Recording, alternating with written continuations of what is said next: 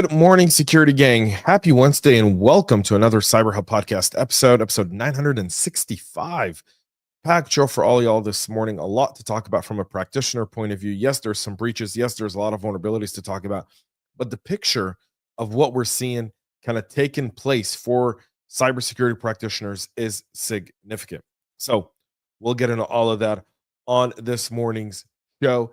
Thank you all for tuning in. My name is James Azar. I'm the host and CISO for the CyberHub Podcast. I'm also like a full-time security practitioner. So I do this out of love. All right.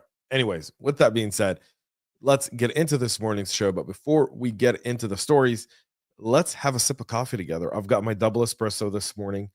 It's really, really hot. Like, I lost track of time getting ready for the episode. So typically I like to make my espresso like 6 minutes before we go live. So then there's like 7-8 minutes, and then it's like the perfect temperature. I lost track of time. This is like 3 minutes. It's hot. Like my fingers are burning holding this glass of espresso. Coffee cup cheers, y'all. I had to take a small sip. I'm gonna do one more. Yeah. I need to find a co-host.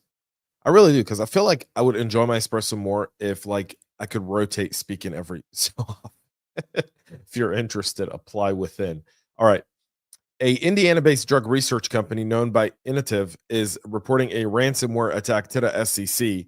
Innovative telling regulators at the SEC that the incident occurred on August 8th, and a subsequent investigation found the threat actors had encrypted certain systems. The company does not have a timeline for restoration. We're now August 20th, so this is 12 days going. They're just now reporting it to the SEC.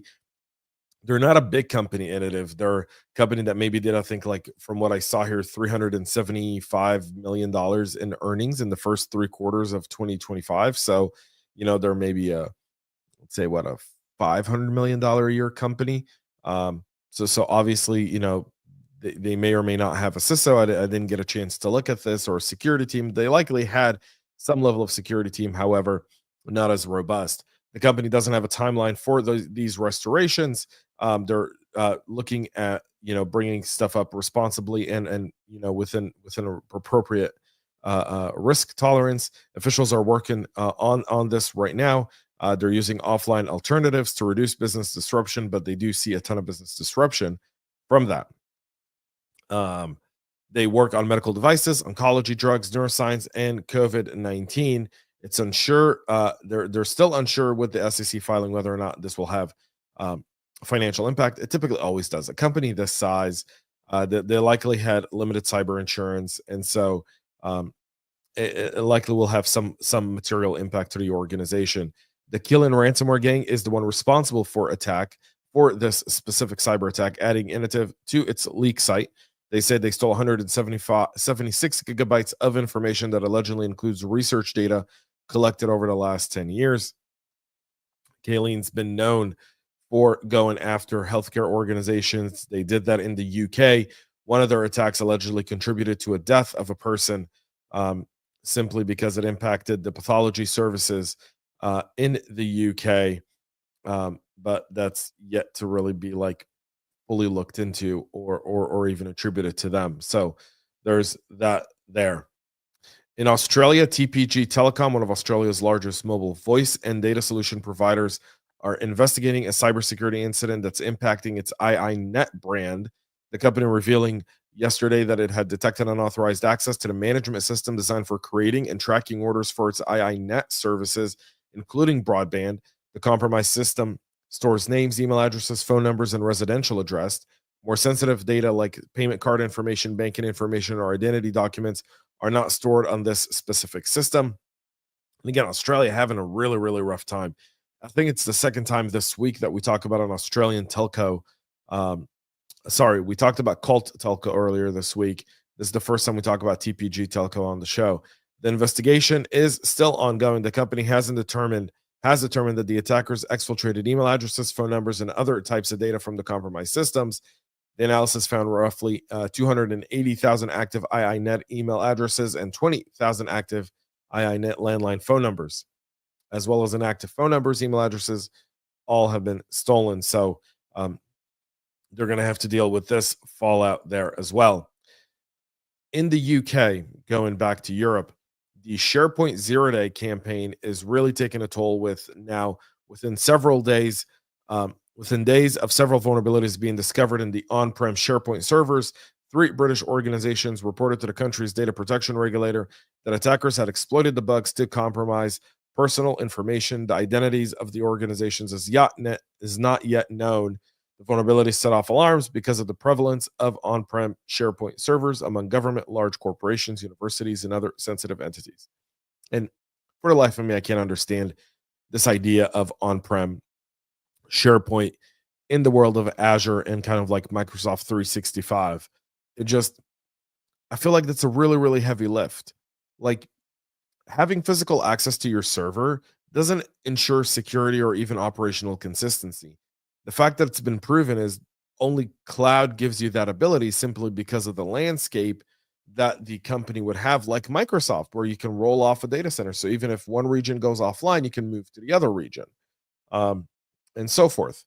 Microsoft issuing the alert on July 19th. And like I said, when we talked about the SharePoint zero day here, I'll just point this out. I said the fallout has yet to come, and we're seeing it now take place in the UK, in other places, and we're likely going to see more and more of it. So buckle up. It's going to be an interesting September as all of these disclosures come forth. Our researchers this week disclosed the details of several vulnerabilities that allowed them to gain access to the information of Intel employees. The researchers Ian Zavari discovered the vulnerabilities in the fourth quarter of 2024, and they were patched by at the time by Intel. Severity discovered a vulnerability that enabled them to bypass authentication on an internal Intel India website designed to allow employees to order business cards. The intended purpose of the website is for Intel India employees to find their name in the employee list and then form their business cards based on the data. While the site was associated with Intel India operations, Zavari discovered that the information of the Intel employees from around the world was stored in the database. Further analysis revealed that the details of every Intel employee could have been downloaded by an attacker. So he also discovered two internal websites that exposed the details of all Intel employees due to hard-coded credentials that provided admin access. And then a fourth internal Intel website, one designed for supplier data management, was found to be affected by an authentication bypass flaw that could have been exploited to gain access not only to the details of all Intel employees, but a large amounts of confidential information about Intel suppliers. According to the researcher, three websites exposed the information of 270,000 Intel employees and workers. Intel pointed out that there was no breach or data leak or unauthorized access, so this was essentially a bug bounty that proved to be very, very valuable for him, and he was rewarded with a reward up to $5,000. So there's that. Enterprise search and security company Elastic is rejecting reports of a zero-day vulnerability impacting its EDR product. The company's statement follows a blog from a company called ActiveMQ Cybersecurity, claiming to have discovered a remote code execution flaw in Elastic Defend that would allow an attacker to bypass EDR protections. Elastic's security engineering team conducted a thorough investigation, could not find evidence supporting the claims of a vulnerability that bypasses EDR monitoring and enables remote code execution. So this company wrote this up on August 16th, and Elastic was like, nope, it's not real. Elastic looked at it, rejected it, saying like, dude, no. And they said, share proof of concept. And they declined to share the proof of concept. So are these guys just hiding in the shadows, trying to make a name off themselves by calling out Elastic? And why would you call out the Elastic product? Because, like, I don't know. This whole scenario is really, really awkward. But this is not how cybersecurity research is supposed to work. If you found a vulnerability that you claim to be a zero-day, and you're part of this community, then you have responsible disclosure responsibilities. Otherwise, you just trash your name. And if you want to trash your name, all for it, boo-boo. Do that. That's your prerogative. Live in a free country, free world. In some places. So you could do that. However, you ought to report it and share with the company who you claim to have a zero-day from your proof of concept exploit. And if you can't, then dismiss the claim, and Elastic should sue. Elastic should absolutely sue for defamation. Should absolutely sue for defamation. They should. Someone needs to learn a lesson. Somewhere. Google and Mozilla announcing a fresh round of Chrome and Firefox patches, including fixes for several high-severity vulnerabilities. Chrome 139er iteration was released to resolve a high severity out of bounds write issue in the V8 JavaScript engine. That's CV 2025-90132. The issue could be exploited remotely using crafted HTML pages and was discovered by Google's, guess what, Big Sleep AI agent, which was launched by Google DeepMind and Project Zero in November. Like I said, Jason Clinton said this at Black Hat during their mixer, Anthropic's mixer at Hacker Summer Camp. He said, AI is going to discover a whole lot more vulnerabilities in the next few years. Are going to be really, really, really busy. And I agree, because here we go. AI scanning, finding, notifying, helping to bring fixes to it. The fixes for this flaw were included in Chrome versions 139.0.725.8.138/.139er for Windows and Mac OS. Mozilla rolled out patches for 9 security defects in Firefox, including 5 rated high severity. The fresh Thunderbird and Firefox ECR iteration were also released to resolve some of these bugs. The high severity vulnerabilities included a memory corruption issue in the GMP process, leading to a sandbox escape. That's CV 2025-90179er, a same origin policy bypass and graphics components. That's CV 2025-90180, and multiple memory safety bugs that could potentially lead to remote code execution. All of these are CVEs 2025-90187, 90184, and 90185. So those have all been addressed in Firefox 142. So you want to make sure you get those patched up. Threat actors are exploiting nearly a 2-year-old security flaw in Apache's ActiveMQ to gain persistence across the cloud Linux systems and deploy malware called Drip Dropper. But in the unusual twist, these unknown attackers have been observed patching the exploited vulnerabilities after securing initial access to prevent further exploitation by other adversaries and evade detection, according to Red Canary. The follow-on adversary command and control tools varied by endpoint and included Silver and Cloudflare tunnels to maintain covert command and control over the long term, according to Christina Johns, Chris Brook, and Tyler Edmonds. The attack exploited a maximum severity flaw in Apache's ActiveMQ. We talked about it here on the show 2 years ago. That's CV 2023-46604, a remote code execution vulnerability that could be exploited to run arbitrary shell commands. It was addressed in October of 2023. This security defect came under heavy exploitation, including from the Hello Kitty ransomware, Linux rootkits, Go Titan botnet, and even the Godzilla web shell. This attack detected by Red Canary, the threat actors were observed leveraging the access to modify existing SSHD configurations, helping them enable root login, granting them elevated access to drop a previously unknown downloader dubbed Drip Dropper. The PY installer executable in linkable format binary. Drip Dropper requires a password to run in a bit to resist analysis. It also communicates with an attacker-controlled Dropbox account, once again illustrating how they're relying on legitimate services to blend in with regular network activity and sidestep detection. Again, showing you the sophistication of this.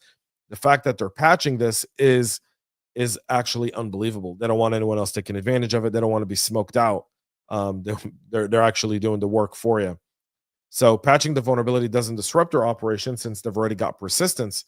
According to researchers, while it's rare, this technique is not new. French's National Cybersecurity Agency, ANSSI, detailed a China Nexus initial access broker employing a similar approach to do just that. So very, very sophisticated.